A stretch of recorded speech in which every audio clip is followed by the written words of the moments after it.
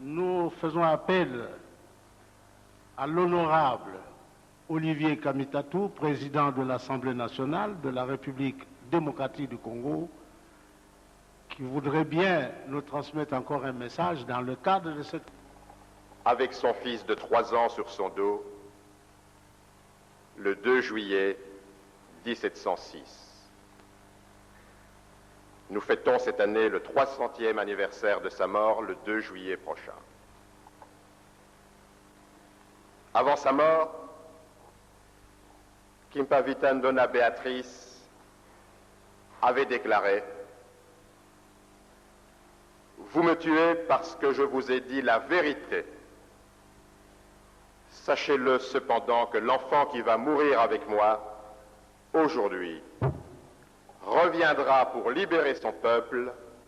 Il portera le nom de Kimbangu. »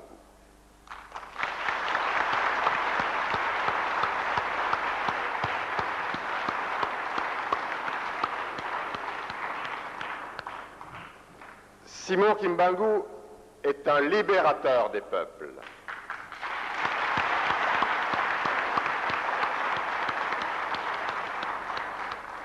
Sa fameuse prophétie de 1921 résume merveilleusement sa véritable mission sur cette terre. Je le paraphrase. Mes chers frères, vos prières,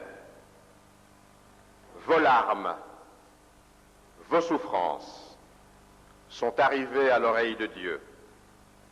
C'est pourquoi bientôt vous ne payerez plus d'impôts entre les mains d'un homme blanc.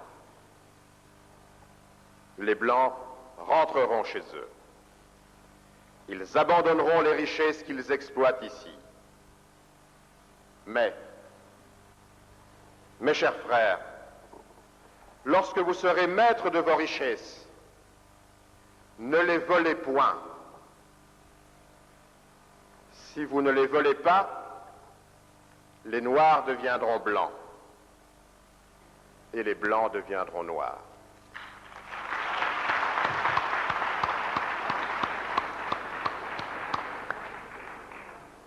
« 40 ans après les indépendances en Afrique,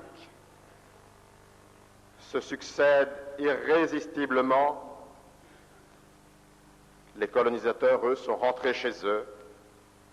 Les gouvernements africains souverains se sont installés, mais les Noirs ne sont pas devenus blancs. Distingués invités, la condition sine qua non nous manque. Nous ne pouvons pas devenir blancs, c'est-à-dire nous développer, si nous ne suivons pas le libérateur Kimbangu.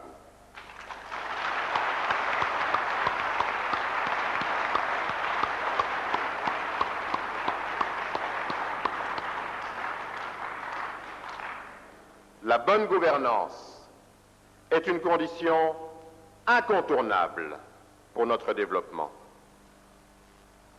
En d'autres termes, nous devons devenir kibanguistes pour développer l'Afrique et en particulier la République démocratique du Congo.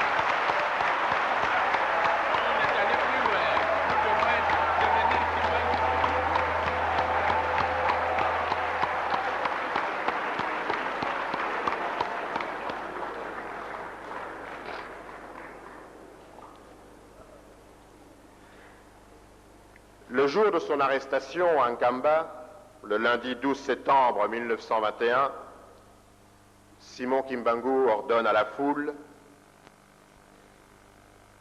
je le paraphrase encore, « L'ennemi est près de nous.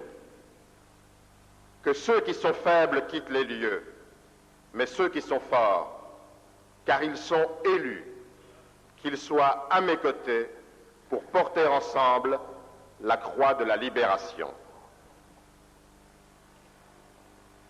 Les forts sont restés à côté de lui. Les relégués sont restés aux côtés de leur maître. Ils l'ont suivi jusqu'au sacrifice suprême. 37 000 familles, soit 150 000 martyrs. Tel est le prix de la mission divine.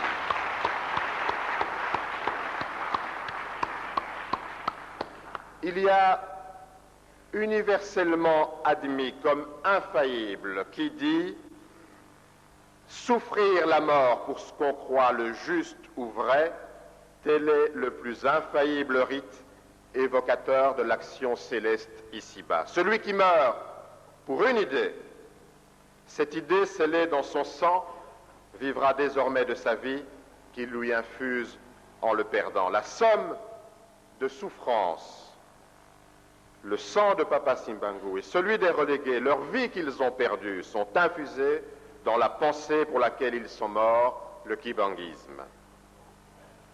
La prophétie de Tata Kimbangu est suffisamment claire.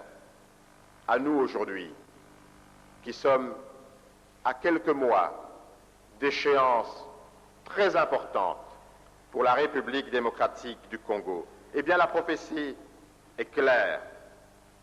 La liberté, notre liberté, a été consacrée. La paix qui nous a été promise, nous devons la sceller définitivement. Quels que soient les dominants, quels que soient les envahisseurs, quels que soient les nouveaux colonisateurs, ils doivent rentrer chez eux. Enfin, le développement qui a été programmé dans la prophétie, cette bonne gouvernance, ne volez pas, devenez blanc, c'est-à-dire développez. Il nous appartient maintenant de l'accomplir. Le kibanguisme est donc une terrible force qui nous donne la liberté, qui nous donne la paix et qui nous donne le développement. Papa Simbangu est le garant de cette liberté, de cette paix et du développement intégral des peuples opprimés, du développement intégral de la République démocratique du Congo. Je vous remercie. Il a introduit